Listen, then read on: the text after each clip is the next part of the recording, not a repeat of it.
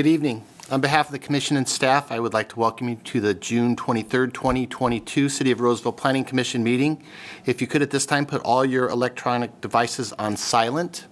The agendas are available at the end of the staff table, and if you plan to speak at tonight's meeting, please complete a blue speaker card and return it to the staff table. As a reminder, the Planning Commission meetings are broadcast live and replayed throughout the week on Consolidated Communications and Comcast. And I'll now call the meeting to order. Mackenzie, could I please have roll call? Yes. Commissioner Brashers? Here.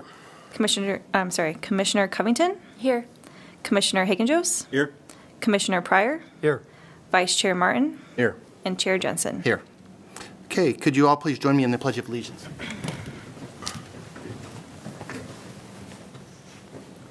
I pledge allegiance to the flag of the United States of America and to the republic for which it stands, one nation, under God, indivisible, with liberty and justice for all.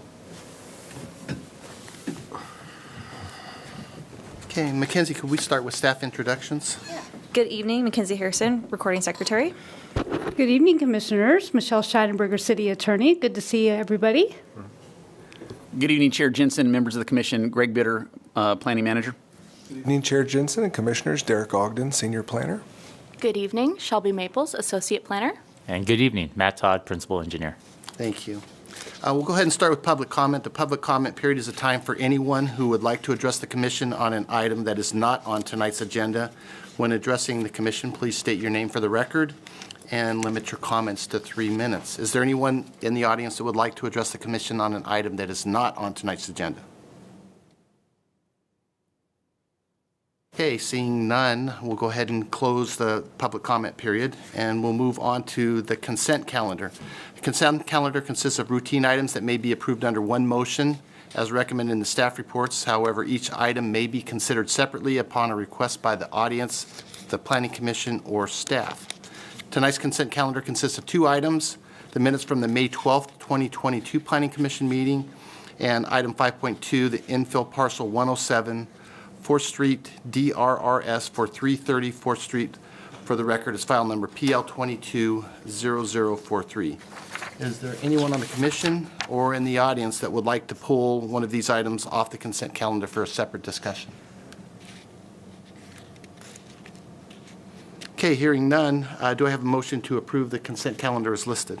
I'll make a motion to approve. I'll second. Okay, we have a motion and a second. Can we have roll call, please? Commissioner Pryor? Yes. Commissioner Covington? Yes. Commissioner Hagenjos? Yes. Commissioner Brashers? Yes. Vice Chair Martin? Yes. Chair Jensen? Yes, the motion is approved. There is a 10-day appeal period for item 5.2. Next on the agenda is requests and presentations, and before I begin, I want to review the meeting procedures. First, we'll hear the staff presentation. Then I'll take questions from the Commission. Then I'll open the public hearing, and the applicant will make a presentation. We'll then open the public comment period, and the public will have an opportunity to speak. We'll then close public comment. The applicant will be given an opportunity to provide a rebuttal if necessary. I will then close the public hearing, and the Commission may ask additional questions of staff. And finally, the Commission will consider the item and make a decision based on the information that's provided in the report from the staff and the testimony presented during tonight's hearing. So item 6.1 is a request to recommend the City Council approve a general plan amendment, specific plan amendment, rezone, and development agreement amendment, and the Planning Commission approve a tentative subdivision map for 4850 Upland Drive. For the record, file number PL21-0368. And Shelby, could we have your presentation, please? Yes, you may. Good evening, Chair Jensen and Commissioners. My name is Shelby Maples, and I have a presentation for you on the JM30 and JM41 project. The project is located on approximately 21 acres in the Sierra Vista specific plan area and is bordered by Pleasant Grove Boulevard, Fittement Road, and Upland Drive. JM30 is designated as high-density residential parcel with an R3 zoning designation and is approximately 7.5 acres in size. JM41 has a community commercial land use designation and community commercial with special area overlay zoning designation on approximately 13.5 acres. The project proposes the adjustment of the boundary between JM30 and JM41, with which, if approved, will convert 0.44 acres from HDR to CC land use. Because the boundary adjustment is between parcels with two different land uses, it requires a general plan amendment, specific plan amendment, and rezone. There's no change to the number of units that will be built on HDR parcel JM30. A conceptual plan is included as attachment 1 of your staff report, which shows that the 176 designated units can be built on the reconfigured site. Additionally, the adjustment will connect community commercial parcel W20, which is located to the north of JM30, to the reconfigured JM41, allowing the site to function as one commercial center. Future development of these parcels will be subject to design review. The proposed project is consistent with the intent of the general plan, the Sierra Vista specific plan, and will not be detrimental to the public interest, health, safety, or welfare of the city. The project also requests the third amendment to the Moyer and Computer Deductions Development Agreement to reflect the land use acreage changes, though no other changes to the development agreement are proposed. The project request also includes a tentative subdivision map to create 12 parcels, 11 on the commercial site and 1 for the reconfigured JM30. The proposed parcels will range in size from approximately half an acre to just over 3 acres. These parcels are of a sufficient size and shape to accommodate development, and an easement across the property will ensure access is available to all parcels. It's also noted that several parcels are encumbered by electrical easements along the southern end of the property, and the Sierra Vista specific plan reserves this area for uses that are compatible with the overhead lines. Notification of the project was posted to the Roseville Coalition of Neighborhood Associations websites. And notice of the Planning Commission hearing was mailed out to all residents and property owners within 300 feet of the affected parcels, and no comments were received on the project. In conclusion, the project is consistent with the goals, policies, and standards of the general plan, Sierra Vista specific plan, and zoning ordinance, and the required findings for each entitlement can be made. An addendum to the Sierra Vista specific plan, EIR, was prepared to evaluate the proposed project, and it was found that there were no new or more severe impacts as a result of the proposed project. Therefore, staff recommends that the Planning Commission take the actions listed on the slide and in the staff report. And thank you. I'm available to answer any questions. Thank you, Shelby. Commissioners, are there any questions of staff at this time? We'll start at this end. Commissioner Covington? Then here? No questions. I just have one quick question. I noticed in the staff report it talks about future access points to the commercial property. But there's also a note that says that those aren't vested at this time. It's just potential access points, whether they get lefts in, lefts out. Is that correct?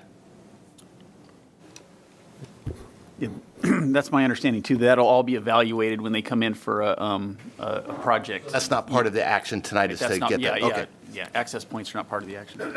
With that, I'll go ahead and open up the public hearing and like to invite the project representative for this item to speak to the commission. Good evening, Chair Jensen, Commissioners, Chad Roberts on behalf of the applicant. Thank you to Shelby and staff, as always. Great staff report, informative. I don't have anything to add at this time, but want to thank you for your consideration of this item. And of course, if you have any questions, we're here and happy to answer them. Thank you. Is there any questions of the applicant at this time? Okay, thank you. I'll go ahead and open the public comment period. Is there anyone from the public who would like to come forward and address the commission on this item? Okay, seeing none, I'll go ahead and close the public comment period, and I will close the public hearing. Is there any other comments or questions from the commission? I have one comment. I just want to say I appreciate this rework so we don't have that island effect of the, what was it, W20, I believe? Yes. Commercial. Ties it in with this commercial, which will be a better functioning corner. So, good job. If there's no other comments, do I have a motion from the commission? I'll make a motion. That we consider the addendum to the Sierra Vista Specific Plan Environmental Impact Report. Recommend that the City Council approve the general plan amendment. Recommend that the City Council approve the specific plan amendment. Recommend that the City Council adopt the 2 findings of fact and approve the rezone. Recommend that the City Council adopt the 5 findings of fact and approve the 3rd amendment to the Moyer and Computer Deductions Development Agreement, and adopt the findings of fact as stated in the staff report and approve the tentative subdivision map at 4850 Upland Drive, SV, SP, JM41, and JM30. number PL 21-0368, subject to the 71 conditions of approval. There's a motion. Is there a second? Second that. There's a motion and a second. Can we have roll call, please? Commissioner Covington? Yes. Vice Chair Martin? Yes. Commissioner Brashers? Yes. Commissioner Pryor? Yes. Commissioner Hagen-Jost? Yes. Chair Jensen? Yes. The motion is approved, and there is a 10-day appeal period for this item. Okay, moving on to item 6.2 is a request to adopt the Sutter Parking Garage Expansion and Sutter MOB 7 negative declaration. Approve the conditional use permit and design review permit for 7 Medical Plaza. For the record, it's file number PL 22-0061. Scarlett, can we have your presentation, please? Good evening, Chair Jensen and Commissioners. My name is Scarlett Marr, and I'm here this evening to present the Sutter Medical Office Building project. The project site is located within the Sutter Roseville Medical Center campus, and it's approximately 1.6 acres in size. It has a zoning designation of planned development for medical campus and a general plan land use designation of business professional. The project site is surrounded by multifamily to the east, medical offices to the south, an existing parking garage to the west, and existing medical offices within the same campus to the north. Currently, the project site is developed with a parking lot, some landscaping and lighting, as well as a temporary modular and sterilization building, which are proposed to be removed upon the construction of the medical office building. So here's a site plan of, here's a comprehensive site plan of what the two projects would look like. You have your parking garage expansion to the left and the medical office building to the right. Because of construction timing purposes, the applicant submitted 2 different applications with the parking garage coming first and the medical office building now. Essentially, the thought process behind this was to have at least the parking garage expansion underway or partially completed prior to the medical office building being constructed. Because users of the medical office building will utilize the parking garage expansion, that's the reason why the applicant submitted the application separately. So parking for the medical office building would be in front of the building as well as the parking garage expansion. And in anticipation of the increase in pedestrians, the applicant is proposing to raise pedestrian walkways along Medical Plaza. And because the projects are reliant on one another, staff produced a combined environmental document, which I will further discuss in my presentation tonight. The applicant is requesting a conditional use permit for a graduate medical education program. Medical-related research uses are considered conditionally permitted in the Northeast Roseville specific plan. The proposed program will operate completely on the first floor of the medical office building. This would allow room for their administrative offices, room for their lectures and conferences, as well as instructions and a simulation center. The majority of the activities for the program will occur between 7 a.m. and 6 p.m. daily. In addition to the conditional use permit, the applicant is requesting also a design review permit application. This would allow the construction of the medical office building, being 4 stories tall. They are proposing it to phase the project, so the first phase would be the 4-story building of approximately 85,000 square feet, with the phase 2 being a 2-story addition of approximately 15,000 square feet in front of the building. The building will have an overall height of approximately 73 feet tall, and the architectural and design of the medical building will match the existing campus aesthetics, and the same 3 standard colors of beige, brown, and green will be used for the medical building, and similar materials will also be used to be consistent with the campus as well.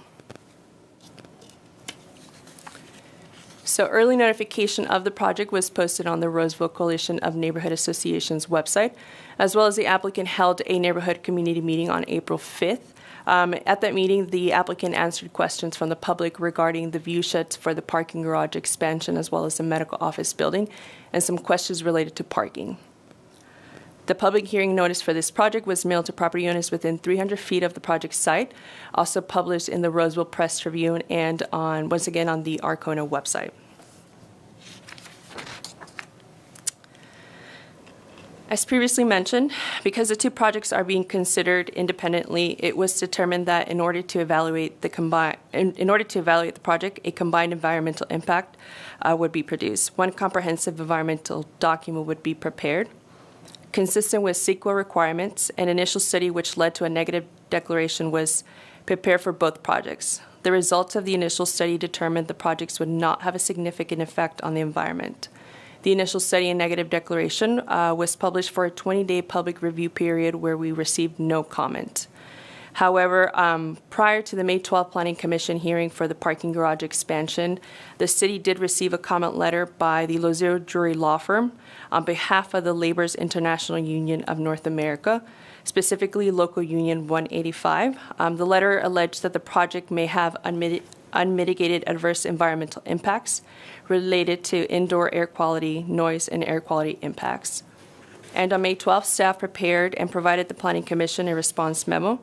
The response memo concluded that the negative declaration adequately evaluated the environmental impacts for both the Sutter parking garage expansion as well as the medical office building project. And the environmental document could be relied upon for compliance with CEQA. Based on this information, the Planning Commission adopted the initial study and negative declaration and approved the parking garage project. But after the Planning Commission hearing on May 12th, the city received a letter from the same firm appealing the Planning Commission's decision. This appeal has the effect of vacating the Planning Commission's decision on both the initial study and negative declaration and the parking garage project. And on June 16th, And on June 16, the city received a letter from the Thomas Law Group representing the applicant, concurring with city's conclusion that the initial study and negative declaration is the appropriate CEQA document for the two projects and adequately evaluates the potential environment impacts for both projects. Therefore, based on our responses and the minor correction made to the document, both staff and Thomas Law Group believe the initial study and negative declaration adequately evaluated environmental impacts and is consistent with the requirements of CEQA, and the Planning Commission should adopt the initial study and negative declaration for the Sutter Medical Office Building project.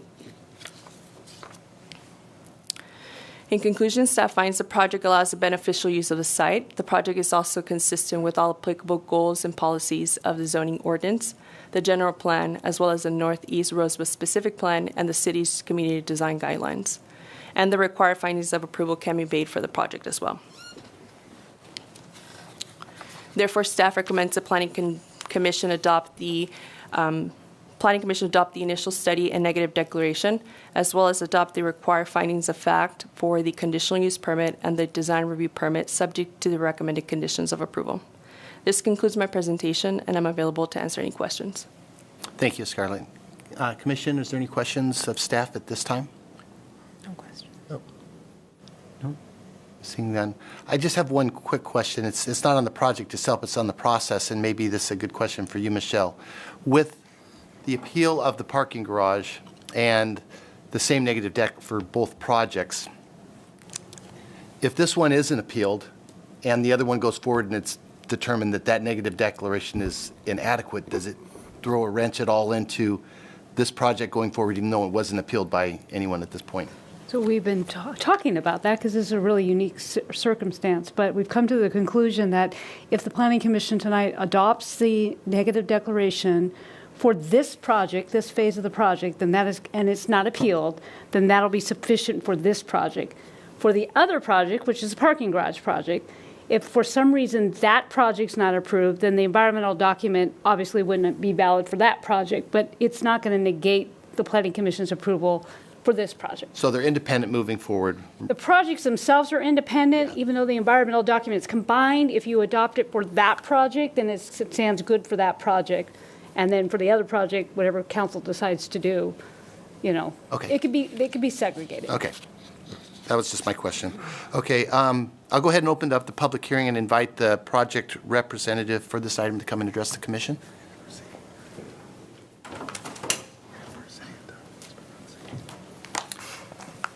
Good evening, Chair Jensen and Commissioners. My name is Dan Conwell, and I'm the Director of Planning, Architecture, and Design for Sutter Health. I'm here tonight with introductory comments on behalf of the project developer, as well as Sutter Roseville Medical Center and the Sutter Medical Foundation. Tonight, we are requesting the Planning Commission adopt the negative declaration and findings of fact and approve the conditions of approval for our proposed medical center building at 7 Medical Plaza. With me tonight is the developer's architectural partner, Dreyfus and Blackford, represented by architects Sarah Bergman and Tony Amato. Tony and Sarah, in turn, are representing the third-party entity that will be designing and building the project for Sutter Roseville Medical Center.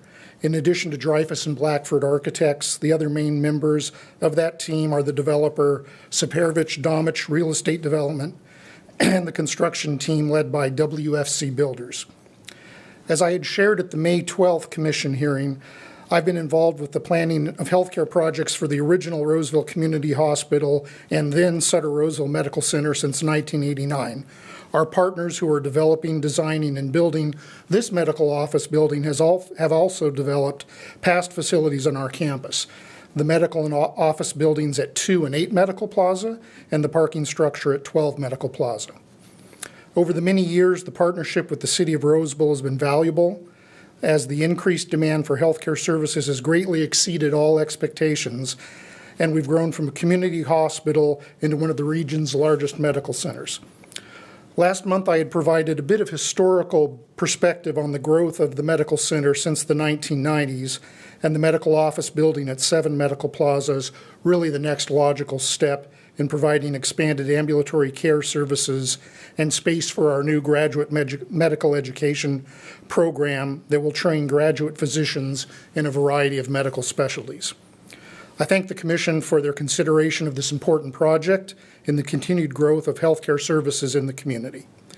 The new medical office building will further advance Sutter Health's key results of providing safe, personal, affordable, and accessible health care to the greater Roseville community. At this time, I welcome any questions you may have for myself or our team. Thank you. Thank you. Commissioners, are there any questions that you have of the project representative at this time? Okay, seeing none, I'll go ahead and open up the public comment period. Is there anyone in the audience that would like to address the commission on this item? Seeing none, I'll go ahead and close the public comment period, and I'll go ahead and close the public hearing and look to the commission. Is there any further questions or comments you have of staff at this time? One question, the Phase 2 portion, the 2-story addition, is that going to be, when that moves, are we approving that with this as well, or will that'll be approved with this? Okay. Yes, it will. Yeah, that's part of tonight's action. Okay. Yes. Just making sure. I just want to indicate that I took a look again at the negative declaration and all the materials that were submitted, and again, I'm in agreement with how the planning department is recommending we proceed. I think that's the correct way to proceed. Any other questions or comments? Okay, seeing none, I'd look for a motion from the commission. I'll make a motion to adopt the Sutter Parking Garage expansion and Sutter Medical Office Building 7 negative declaration, adopt the 3 findings of fact and approve the conditional use permit subject to 2 conditions of approval, and adopt the 4 findings of fact and approve the design review permit subject to 71 conditions of approval. That's for item 6.2, design review permit and conditional use permit of 7 Medical Plaza, for the record file number PL 22-0061. Okay, we have a motion. Is there a second? I'll second. Go ahead. Commissioner Covington seconded. Have roll call, please. Commissioner Hagen-Jost? Yes. Commissioner Pryor? Yes. Commissioner Brashers? Yes. Vice Chair Martin? Yes. Commissioner Covington? Yes. And Chair Jensen? Yes. The motion is approved, and there is a 10-day appeal period for this item. So next on the agenda is Commissioner staff reports. Are there any reports from staff? I do have a few items for you, Chair Jensen and Commissioners. The first is, we already talked about it, but I did usually report out on actions you've taken. The Sutter Garage project was appealed. We're gonna wait 10 days from tonight to see what happens with the item you just approved, because in case the medical office building was appealed, we would bundle those projects together and take everything to council at one time. So we're kind of on hold to see what happens with tonight's item. The City Council on July 6th will be hearing several items that you've taken recent action on. The first being the housing element, the land use policy, where in specific plan areas, if a developer is doing a specific plan amendment or development agreement amendment and they own high density land, we would upzone that land to a couple different categories. We're taking the zoning ordinance update that you heard in this past May, and we're taking the specific plan amendment for the West Park storage project that would allow the caretaker use within proximity of the wastewater treatment plant. So those items will be going to commission in 2 weeks, or a week and a half, I guess. We will be having meetings in July. We do have several items on July 14th, and a few items are stacking up for July 28th. I will point out that most likely it'll be July 14th, but as we do every July, we have a vote for the chair and vice chair for the commission. Chair Jensen's 1-year term as chair is coming up, and then we also go back and select the design committee representative and alternate. So that'll be happening in the first, most likely the first meeting in July. I think one thing we've waited on is it all depends on the council reappointing and appointing new commissioners. And as you know, well, I think everybody knows. I'm not sure if they do. But tonight would have been Commissioner Caparusso's last night. He's served 8 years on the Planning Commission, and I feel bad he's not here because now I don't want to say all these good things about him. But I do want to make sure, and hopefully, I've talked to former Commissioner Krafka and Commissioner Caparusso, and I want to try and get them both back, at least to acknowledge, both of them spent 8 years on the Planning Commission. They read a lot of our reports. They participated in a lot of controversial projects, as well as non-controversial projects. And just quite personally, they were a great assistance to myself and my staff in helping us do our job and the city grow. So, we're gonna miss Commissioner Caparusso, but we will be having at least one new planning commissioner come July. So that is coming up. And I think that is everything on my list to talk about. Okay, thank you. Are there any comments or questions from the commission staff? Nice to see Michelle. Thank you. Any others? Rob threw me a question just to make sure. I did that specifically for you. Right. Well, I know Justin may be watching this later. I just want to wish him the best and thank him for his term on here. He actually helped me quite a bit when I came on board. It's a different role coming from outside of the commission to being on it. And he was very insightful, and I greatly appreciated his comments and moving forward, and I wish him the best. So with that, I'll look for a motion to adjourn. So move. Second. Second, we have a motion and a second. All those in favor? All right. Okay, we're adjourned.